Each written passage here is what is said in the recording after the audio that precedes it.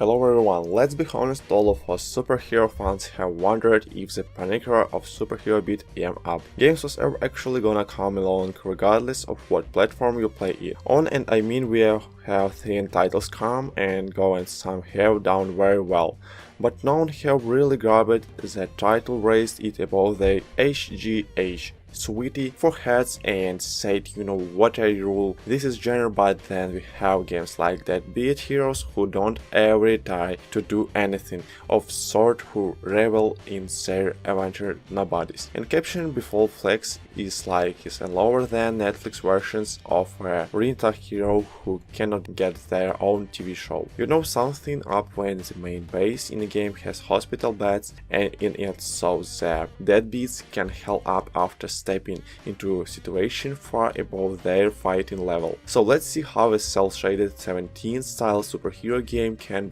do when the main power the heroes have is actually not having any power at all and instead steal them from their enemies. Temporarily Deadbeat Heroes is out Tuesday on Steam, and it will go for $14.99. As always, if you like the video, maybe subscribe. So here's my review for Deadbeat Heroes.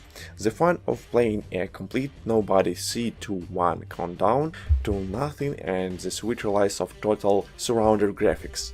I first saw a Dix Hell Shady now is have, especially when it's done well and with that proper feedback in its game mechanics. You can have the sublime feeling like the game 13 offered, with special skills being represented on screen and comic book cutouts and phenomenal use of framing across a unequal series of locations, or even the Neo-inspired characters and Save Jet Grind Radio that both offer a familiar jumping off point for the imagination, but also do an incredible job to differentiate a title from other in the genre. But in the Deadbeat Heroes we sort of save just a mess first and foremost. There are some design elements I like, and while it took me a bit to get accustomed to the odd house and stairs, nothing is built on a straight line look at the game. It ends the Buckley of War Heroes and the Williams the face look pretty. Also the way the game pops up a big comic book bubble when you get a new power framing you in this cool power moment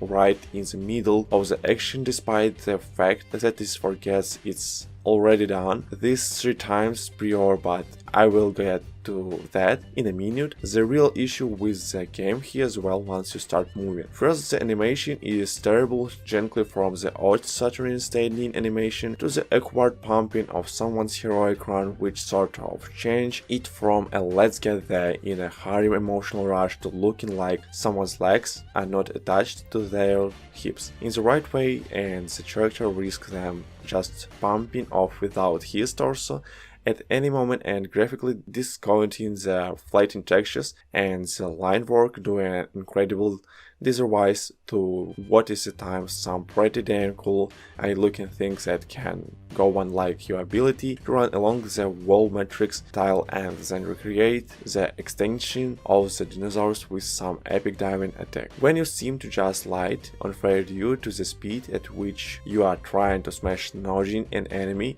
or the way the enemy's body smashing too. The walls and blows plaster of them, or even heavy special punch can render foes armless and legless. Living human has beats all over the level like you just walked into a frigging cannibal delicious. The problem is a lot of this is almost impossible to see when it's actually going on, especially after you get some of the special powers and you start shooting around and you get future into the game. Also, I have to say, man, I have been waiting for a game that simulates claustrophobia so well it's in suffers into sizers when they begin. Play the game calling this location small is an understatement, and after the game Harvey Weinstein's a couple levels sweeping them out at you, you start to think, is this all there actually is? Not there's 35 of them and most are as small and as impressive.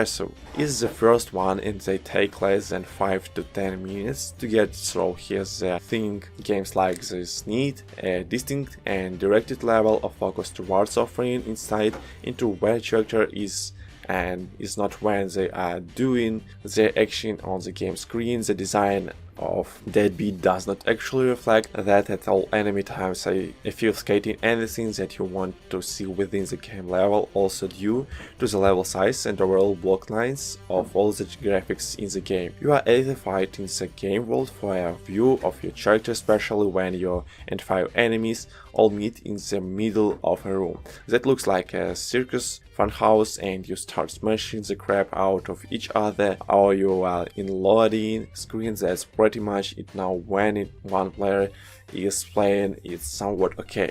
In the level of energy, while still incredibly high, is a bit more manageable, but adding another player mix in a dash of the low level. So thanks for watching, subscribe to my channel, goodbye.